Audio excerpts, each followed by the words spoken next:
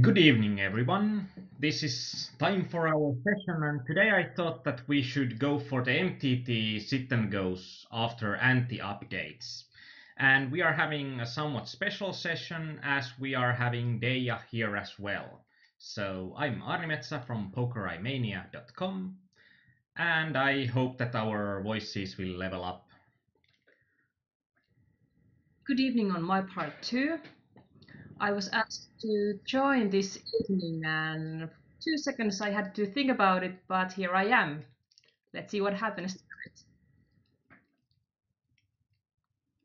So I wanted to make my evening a bit easier, so I have a session log here to open a pretty nice session for me.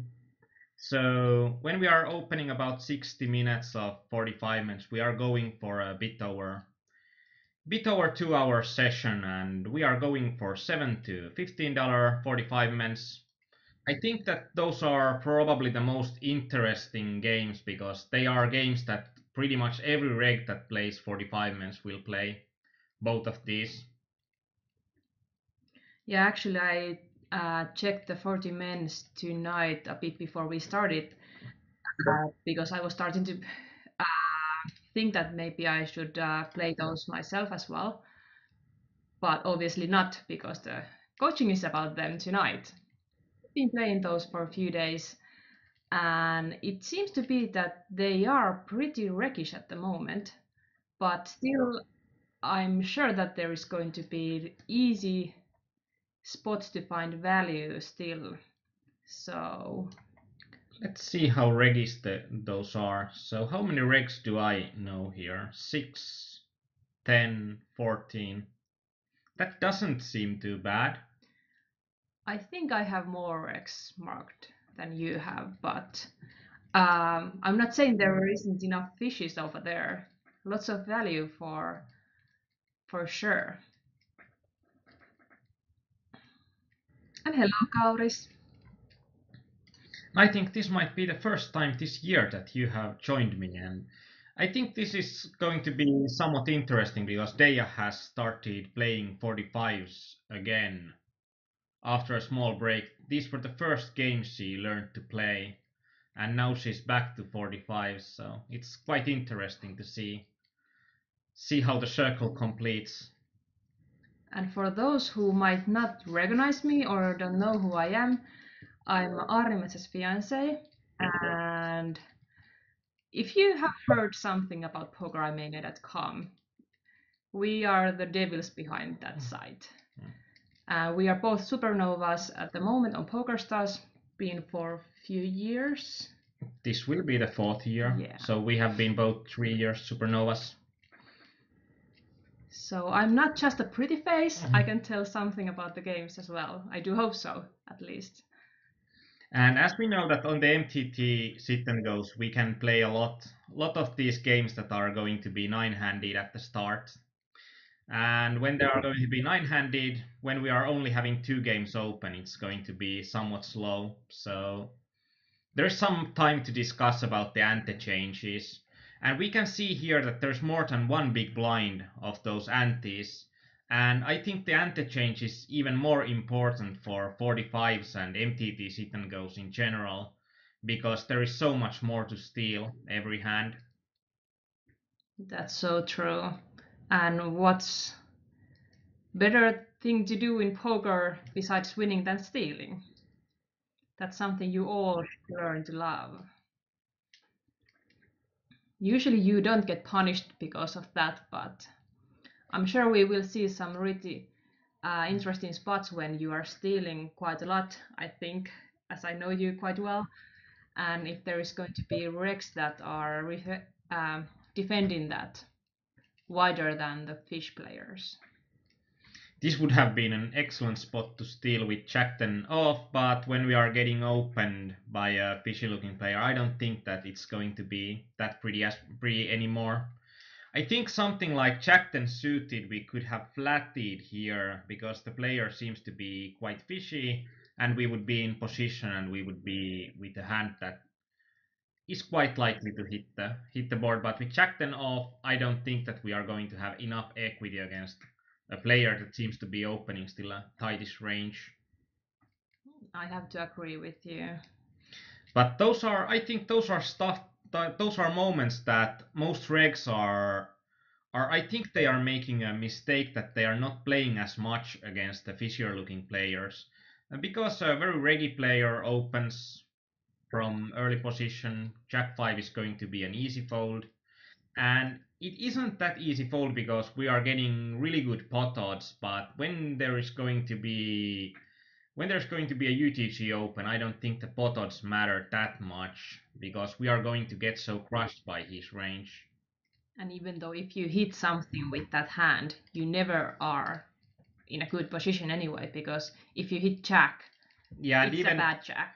and even in this kind of a board, we would have hit both Jack and 5, and we still would hate the board Indeed. because we are basically playing just a Jack. So I think it's better to concentrate on the most profitable spots and just ignore the borderline cases. yeah, at least if you are starting these games, it's going to be.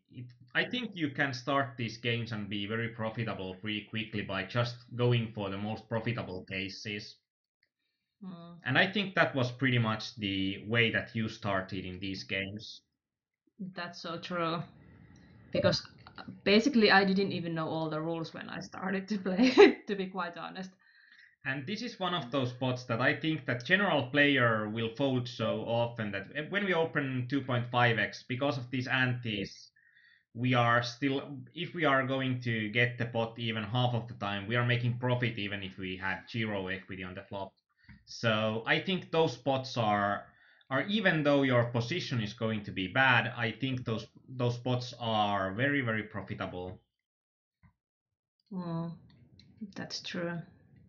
When we are getting the fourth table open, then we are going to move the session lord to another window.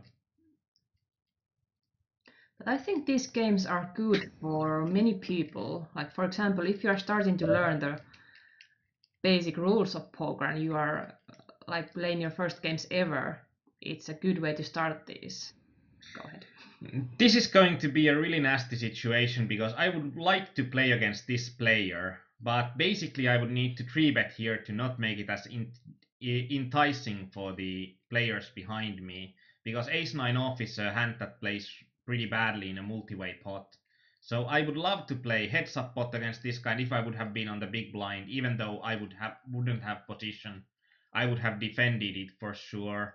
But when we are on the button and it would be quite nasty. I think we would need to 3-bet it to somewhere like 225 to 250 chips to just isolate ourselves with this Kaladik. And then we are screwed if he shoves. So it's an interesting spot, I think. And it was one of those spots that we are having a good hand, we are having a good position, but because of the actions, I don't think that there are that many profitable ways to play the situation. Indeed. And that's a good point that it's not enough that you only think about the moment you are making the decision. You have to think about the future as well. That what kind of decision does the villain has to make, and what kind of decision that does that put you into, if you know what I mean.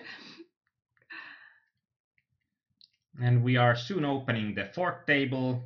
In Session Lord, I like that it has this remaining seat, so if we are having a complicated session that we are having many different kind of games, we are not getting into a situation that we have registration on some games and our amount of tables doesn't go up to where we want because we have registrations to tables that are not starting in an instant. But when we have these remaining seats, we can like register for 45 minutes when there's only 5 seats remaining. So we are only having registrations for games that we know that are going to start pretty quickly. And since Session Lord is the quickest automatic registration program for sit and goes at the moment, it's pretty sure that we will get the point that we get into that game we want to, even though there is only 5 seats remaining or something. Yeah, I think 5 seats is going to be it's going to be enough for sure. But I wouldn't go for the final seat because then there is a possibility that there is someone else using the same. And in here, when we are getting an overpair, and I'm going for a bigger value here when we are four-way. I think that when we are getting four-way, we wanna go for a bigger value against one of these players because it's likely that the players are going to be playing too many hands for their comfort when we are in a four-way pot. And you don't want to give them cheap extra cards that you will get like nasty overcards and there's many people in the pot and you don't know where you stand anymore. Yeah, and I think that I don't know where I'm standing even because even with these calls, I don't think that there's a better overpair, but there's a possibility that one of our opponents will have a set. So that's going to be quite nasty. And now it's increasingly likely that one of our opponents will have a set here. There are some two pair options, but I think that this is going when we are having spots that we need to do hero folds. I think against one player, especially when he looks fishy, I think in those situations we'll pretty much need to call the half a pot. But when we get re-raised and the opponent just calls, there's going to be a set like every time. And I can't even. Start with. Yeah, like the he bet out with a bottom pair. So that's interesting for sure. And he bet out with a bottom pair, and he bet out with a bottom pair and got for broke with the bottom pair and an ace. And there was one guy with the best flush available, and I think this confirms when I say that the guy looks fishy. Now it's like myth confirmed. And also, if you happen to remember how I mentioned that there is value available here. And against this guy, I just can't fold a hand as good as ace jack off. And when we are having like three really low stacked players in the pot, ace jack is going to be a hand that we need to. And we are back in the game.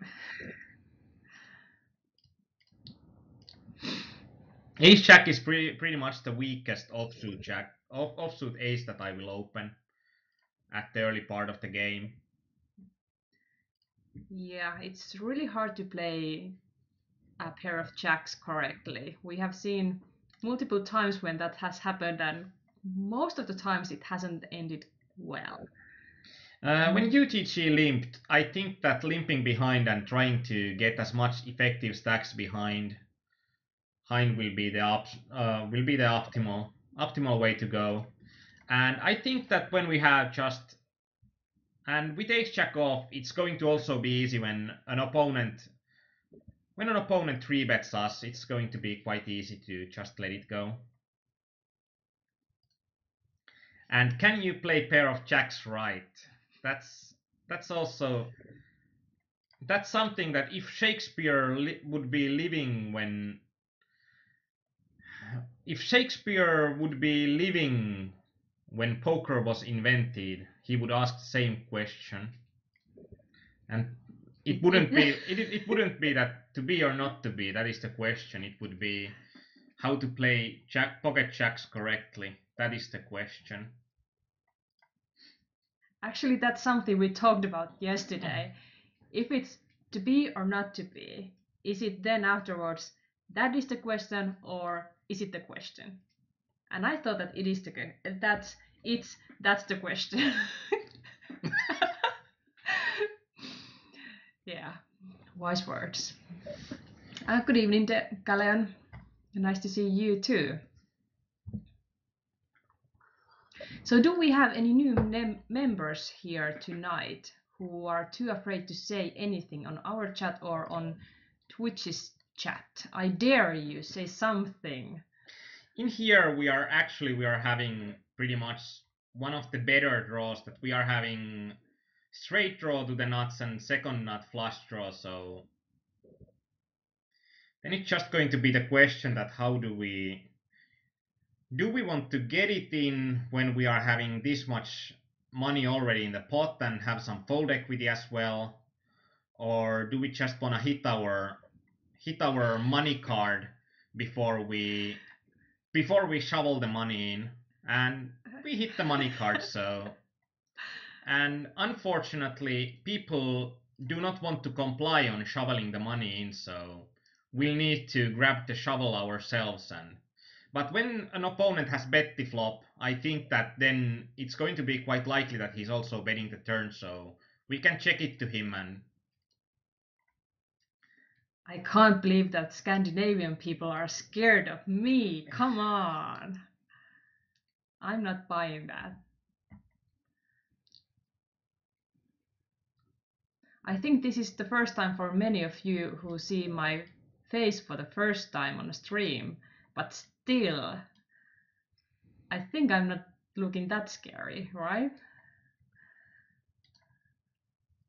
Ah, it's working. People are saying hi. So hello, Awesome. Silver Boy. Well done. It's nice to have your comments. It makes our job easier. We don't have to talk about Shakespeare all night long. But funny fact, did you know that Shakespeare was born and he died on the same date? Different year though. I didn't. Funny fact, actually.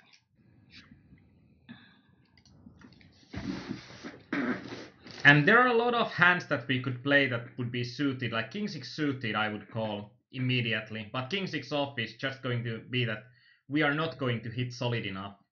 And in here, pocket tens, I think that we are raising for value, and when we get two calls, we are quite indifferent because we are having an overpair about half of the time anyway.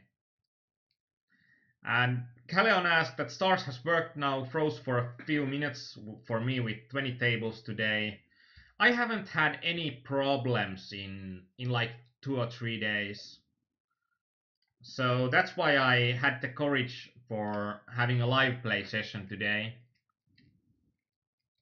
But I'm really scared when the Sunday storm starts that how large of a lag spike it will be, as it's a 130,000 player game that starts, and I think it's going to be quite insane. So does it start in 4 minutes or? I think it starts in 21:30 in Finnish time, so I think it should start in 4 minutes. And then we are going to start praying that, please hold, like, please hold together, Stars, not my cards. Actually, there is almost 300,000 members or players on Stars at the moment, and like last few days, it's been closer to 1,000 since there has been connection problems. So, oh, it's been already running. Okay, Oh, then nothing to worry. no need for praying. And I, checks again. yeah, I think that the 3-bet sizing when we are in position, we can go for 2.5x. Even though there are antes, when we are 3-betting, they are not going to be that important.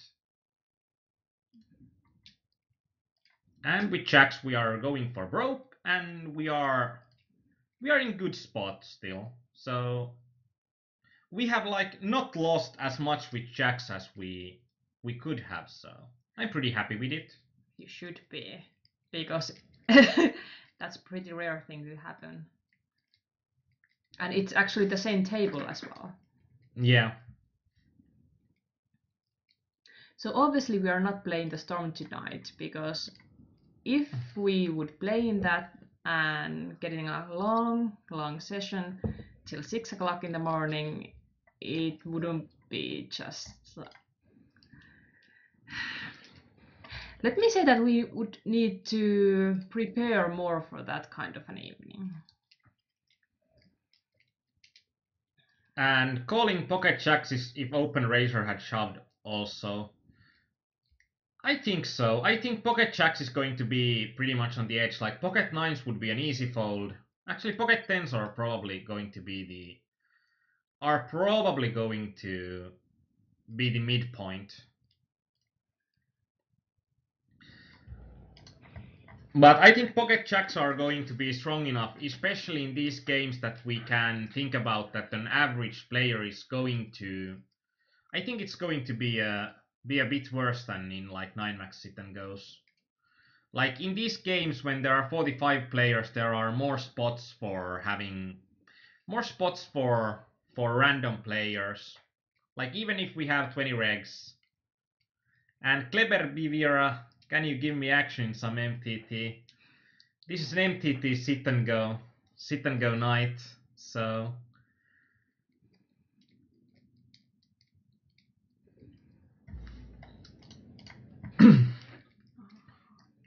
and Kauris says that you can't play pocket jacks right. We have played them, I think, pretty correctly twice already. So uh, Jack 7 suited. I think it's going to be strong enough to shove here when we are only about 5 big blinds deep. And when we are looking at tournament adjusted big blinds, we are only close to 4 big blinds deep. I actually kind of like that because we are so far away from the money. We need to gather more stack or we are just dying out there. And if you have a reasonable hand which is not mostly covered by the caller, like that happened, it can easily give us a healthy double up.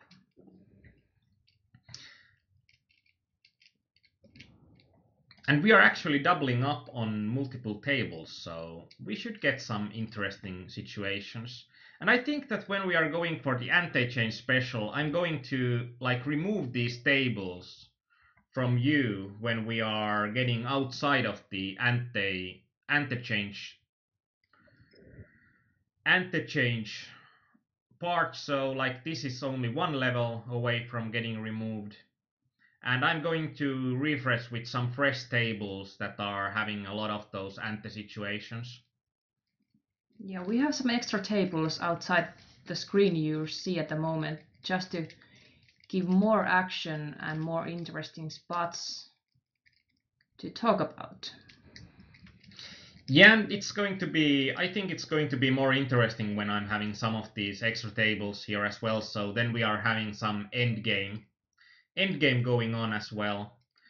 And I don't know if we can promise that we are going to get some final tables, but we are trying. I think we are doing something like 12 or 15 games today, so we should have at least one final table. And in here, when we are having a player that limps way too much, limp here. Actually, I'm going to mark him as a player that I want to play against.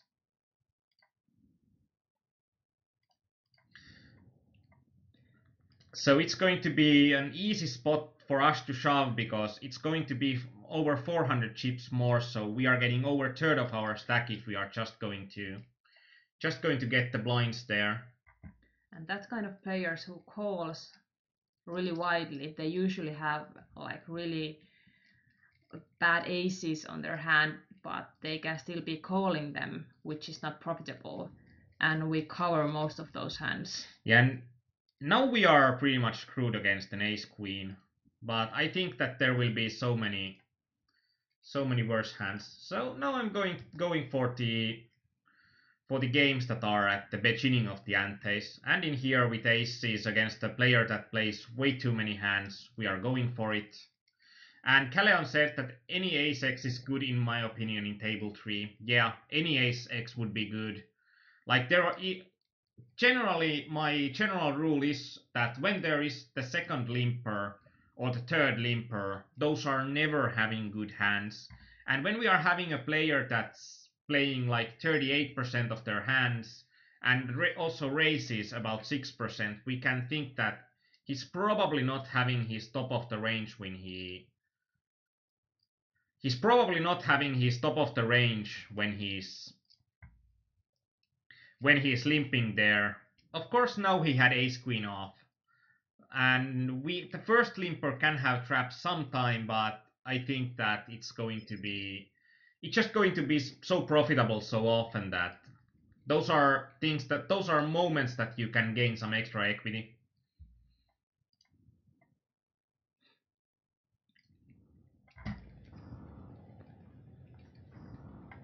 Something like ace jack suited would be an easy shove here, I think, but king jack suited is not going to. Yeah. Against his shove range there, you're not in good enough position. I need to show a hand from outside tables. He min raise called with 5-3 suited. I like that call, but I don't like the result. In here, about 10 big blind shove, a call. I think pocket nines is going to be slightly too weak. It would be on the edge. I think we could also call the pocket nines. What do you think? I think I would fold because he was just calling and he had a huge stack after him, so it felt a bit trappy. Okay, it's just that when I don't have enough hands on them, I think it's going to be way different that if we are having an opponent that's random that just calls, because I think that they can also call with some worse hands that they don't want to play against the. But if it's a reg that calls, it's pretty often a trap. Like when the first person shoved, then I was like, yeehaw, we go all in, no problem. But against two players in that position, still few players after us, and we are not that desperate, I think it was a good fold. And we are going to get another situation that feels a bit screwed up on the table, the top right table. I'm thinking in here that this min raise player early on, he's having quite a tight range, and when he's 3-betting, this might be a too weak of a fold. But I think that when a player with a tight range opens and he gets 3-bet, I'm thinking that with pocket tens we don't have enough equity in that spot to go for it. And I would probably gone for it if this guy would have shoved, because then I think that he would have more of those like mid to weak pocket pairs in his range that would be might be profitable to shove. Or even a weaker player might think that they are profitable to shove even when they aren't.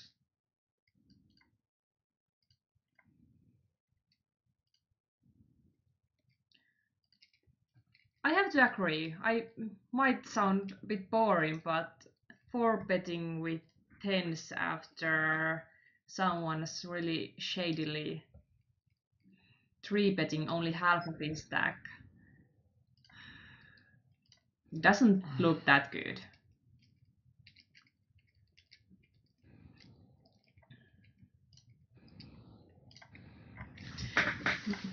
I have to admit that there has been some spots when I've been playing these that I have overanalyzed the situation, and like hero folded pair of jacks because thinking that there's no way I'm in a good spot here after two players acting before me, and just cried afterwards I saw what kind of hands they were playing with.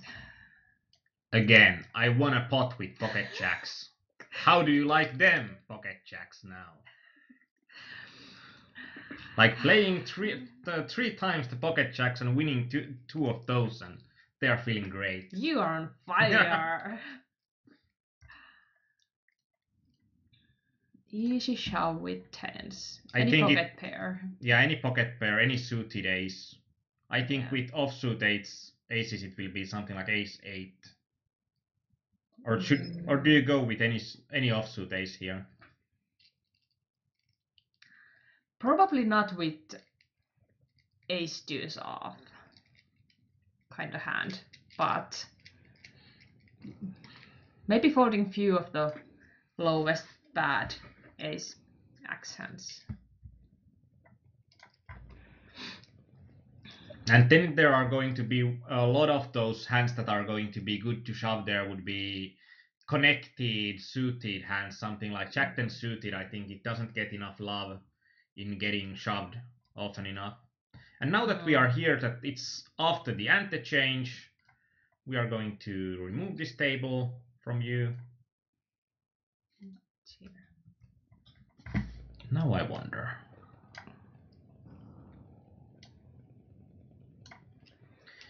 How did it get there? We have interesting jumping tables around here. Have you ever experienced that in your games?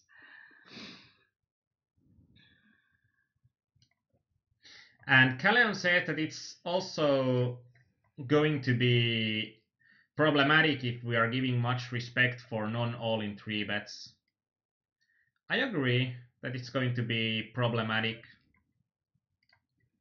And when we are like less than 25 big blinds deep, I don't see much point in opening with any other sizing than min raise, or less than 30 big blinds deep effectively. So like at 25-50 level I usually start only min raising.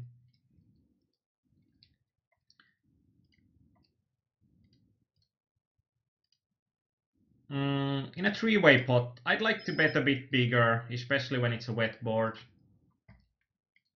So we are trying to aim for more value against unknown opponents.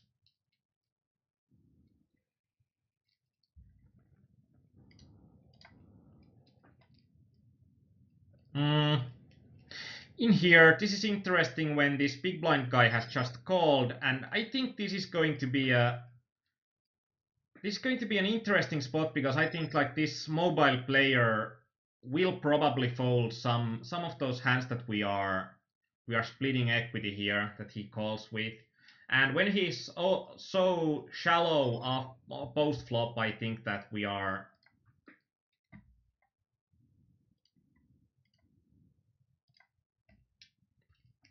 when he's so shallow post flop, I think that the only good sizing we can use would be a shove here, and it's going to be a bit nasty, as there are like queen and a jack. They are cards that our opponent can hit, so it's one of those spots we don't like to get bet out of the hand ourselves, and it's actually one of those hands that we are having about 7 outs if our opponent has a better pocket pair. So actually I think that we are even getting equity in that spot, and we are getting really good spot in here against a mobile player. And I'm betting a bit bigger because now this board looks like that there will be options for some really good hands, and this jack is one of the worst cards on the deck. Surprisingly, he didn't bet. I think that we are still going to shove this, because now there's going to be that if he only has a 7 or he has a flush, then we are golden. And if he has a jack, then we are screwed. But I think that we should be going for a bit over the pot with a shove there.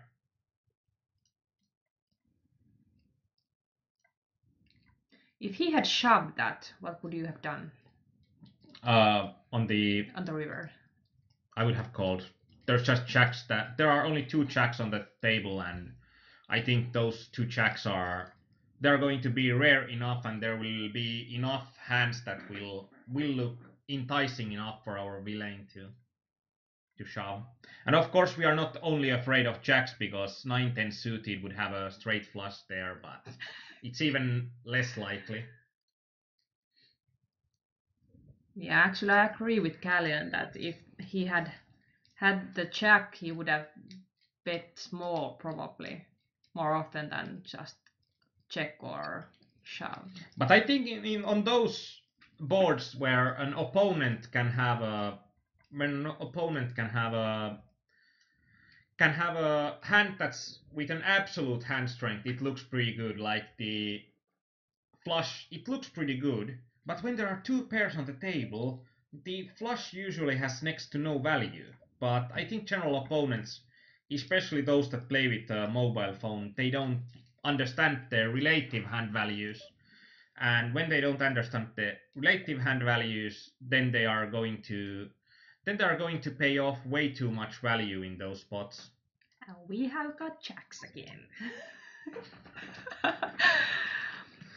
Oh wow. And Kauris, we won't get any aces because you jinxed those and we are too afraid to play them, but jacks are fine.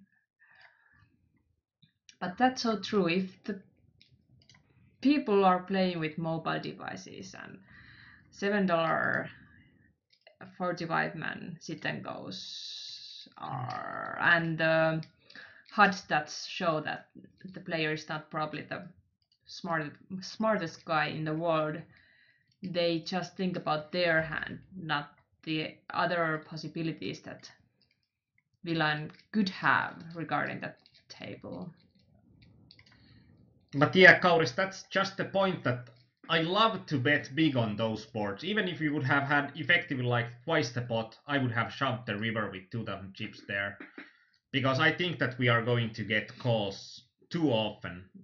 But it also shows that if you shove, he might think that you are bluffing because it kind of shows that you don't want to get any calls, which is a good way to think about it in my way, in my opinion. Let's go to have another table here.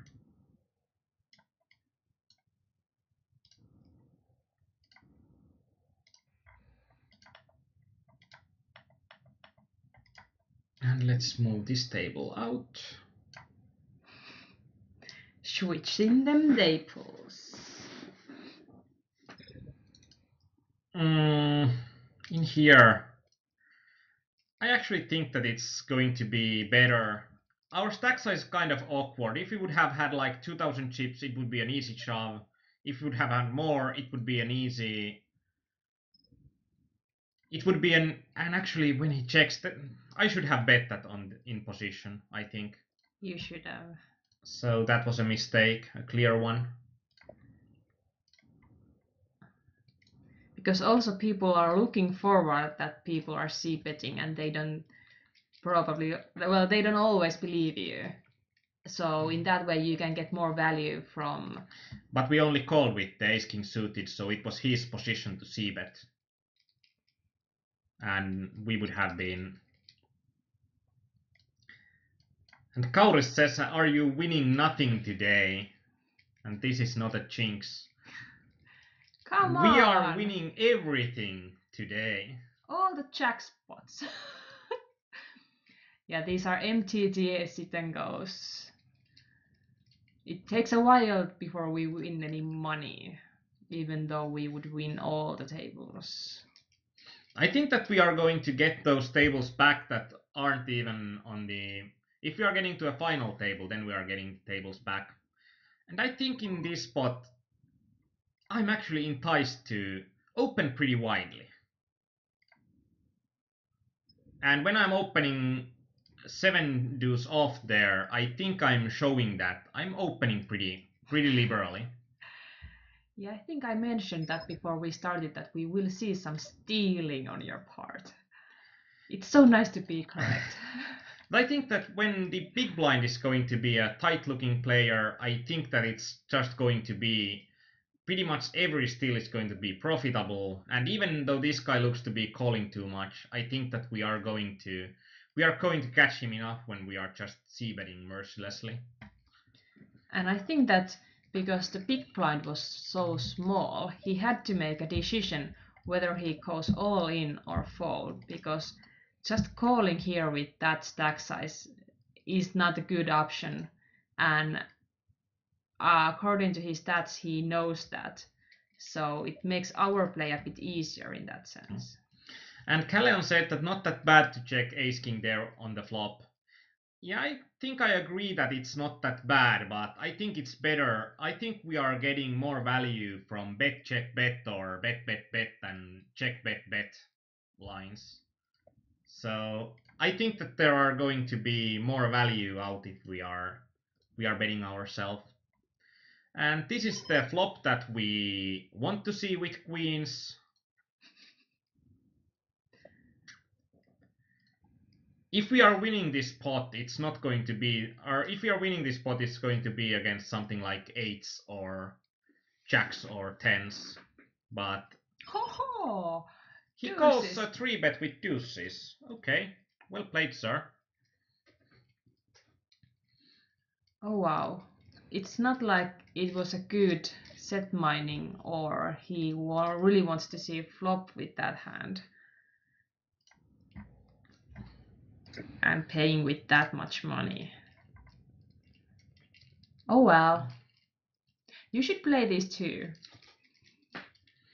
I think actually these 45 minutes, these are going to be quite awesome. That we can see on every table that there are clear target type players. So there are players that are having like huge leaks in their game. So they're just going to get eliminated so quickly that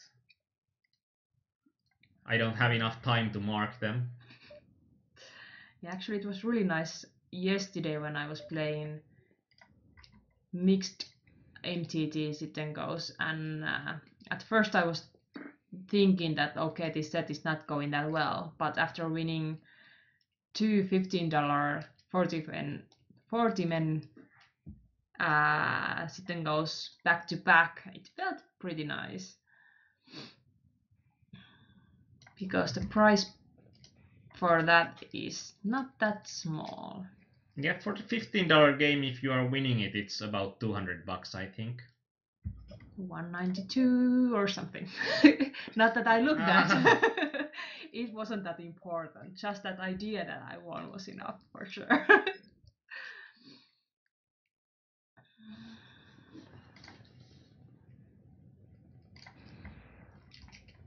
And Calleon asked that $30 is the biggest running game in these.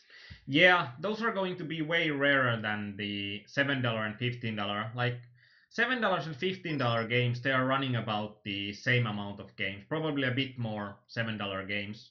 But 30s are going to be way more rare.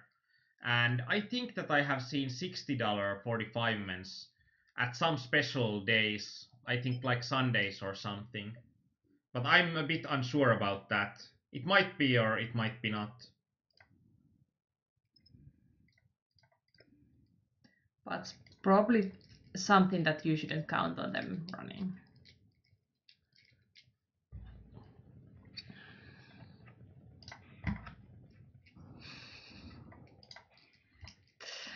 I think Calleon is pretty much asking that if he can include some of these games to his grind. And I think $15 games are going to be way too small to keep Supernova Elite. Mm. So these games are not good for raking a lot, but I think even at the highest levels you can go for a double-digit ROIs. Like I think that you can win more than $1 a game in these $7 games and more than $1.50 per game on average on these. Probably something closer to $2 in these $15 games. And actually, when he calls with pocket deuces also pre-flop, I don't go for a bet here because we are flopping pretty good with those queen eight suited still. So in here, I'm not going to bluff that much, but I'm trying to get some value out of my opponent. And he also I think last time it gone just check check check. So Yeah, I did. and this king, it's one of those days that if you are looking at these hands, it might look that we are losing a ton of non-showdown chips, but we are getting pretty rough runouts. Like every king will have a higher pair, every jack will have a straight here. So when there are one card straights available, it's going to be an easy fold here. And there are just some runouts that you just need to fold a lot against. And Kauris, I think it's $30 games are going to be the games that are running constantly. That's the highest game, and I don't think that they are running at night or early morning. But they are a game that will run decently in the evenings. I think you can get something like 3 or 4 tables of those going at the same time. really, really nasty spot here because this guy's stack size prohibits me for going. It prohibits me for going going in here with a really aggressive three bet shove here. And when our opponents are betting the money in, it's just going to be easy for us to like we are just trying to get the money in, and we don't even have to get more money in on the turn because we can always shove the river. Lovely. Going back shortly to that Queen 8 suited hand, against a random player in that position, I would have probably just shoved there. But since the player had um, history, recent history with us with the deuces, Oh, we got removed. removed from the table, Yeah. so we can't go back to it. I think that it was something like 15 big blinds deep, and when we are about 15 big blinds deep, I think it's just going to be too deep to be happy about shoving. I think the villain had less than 15. I think I thought that it's going to be either a small bet, and I didn't like a small bet that spot that much. And when there is an opponent to shove for three big blinds, I think that we are going in with any ace, even though there is a bigger stack behind us. Well, if it's a wreck or when it's a wreck, they can shove really, really widely there with small stacks. So And now when very he's good. having like nine big blinds and about six big blinds anti-adjusted, I'm not going for any ace anymore. But ace jack suited will be strong enough.